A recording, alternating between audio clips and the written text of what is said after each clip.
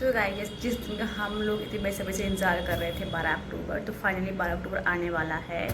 और I hope आप सभी तैयारी अच्छी चल रही होगी और मेरी भी ठीक ठाक ही चल रही है। तो मुझे एग्ज़ाम देने जाना है, लेकिन मेरी इलेक्शन ट्रेनिंग भी है 13 तारीख को। जैसे कि आपको पता है कि बिहार में अभी बहुत जल्द चुनाव होने वाले हैं, तो उसी को लेकर सारे टीचर्स को इलेक्शन ट्रेनिंग दी जा रही है इलेक्शन ड्यूटी के मद्देनज़र रखते हुए।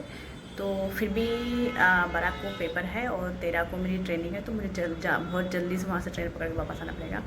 तो मैंने अपने कुछ नोट्स बनाए हैं, तो मुझे लगा कि मुझे आप लोगों से शेयर करनी चाहिए। जो अभी आखिरी की टाइम चल रहा है, हम सब लोग अपना अपना रिवीजन करने में लगे हुए हैं, तो इसी के रिगार्डिंग हम डिस्कस करेंगे।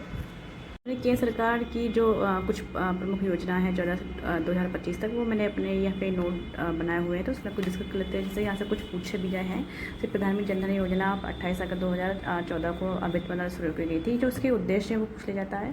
तो ये इसका उद्देश्य का सभी परिवारों में कम से कम एक बैंक का खाता खुलवाना, और लाभ कितना 2 लाख रुपये तक का दुर्घटना बीमा इसमें था। और फिर हम बात करते हैं मेक इन इंडिया। तो ये 25 सितंबर 2014 को आरंभ की गई थी। देश में मैन्युफैक्चरिंग को बढ़ावा देना इसका उद्देश्य था। सांसद आदर्श ग्राम योजना ये यूपीपीसी से पूछा भी जा चुका। 11 अक्टूबर 2014 को शुरू की गई थी जयप्रकाश नारायण के जन्मदिन पर। और उद्देश्य तो इसका था प्रत्येक सांसद द्वारा वर्ष 2019 तक 3 गाँव तथा वर्ष 2024 तक कुल 8 गाँवों को लेकर विकसित करना इसका उद्देश्य था। भी हमारी यूपीपीसी से पीछे पूछा जा चुका है मिशन इंद्रधनुष अभियान। तो 25 दिसंबर 2014 को शुरू की गई थी केंद्रीय स्वास्थ्य मंत्रालय द्वारा। इसका जो उद्देश्य था वो क्या था, टीकाकरण का मतलब लक्ष्य प्राप्त करना 2020 तक। ठीक है, उद्देश्य हमको याद रखना। अभी ये जो डेट है ये पूछने के चांस नहीं है, आप उद्देश्य पूछने के चांस। इस योजना के अंतर्गत 7 बीमारियाँ से टीबी, पोलियो, टीबी, खसरा, हेपेटाइटिस, काली खांसी, टेटनेस 7 बीमारियों को टारगेट रखा गया था। तो प्रधानमंत्री मुद्रा योजना 8 अगस्त 2015 को आरंभ की गई थी।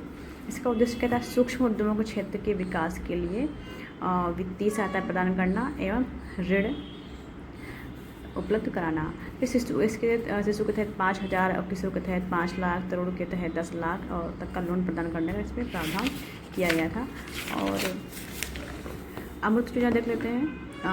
24 जून 2015 को प्रारंभ की गई थी। तो इस योजना के अंदर 100 स्मार्ट सिटी बनाने का 500 शहरों में आधारभूत सुविधाओं का विकास करने और 2022 तक शहरी इलाकों में सभी के लिए घर बनाना शामिल किया गया था।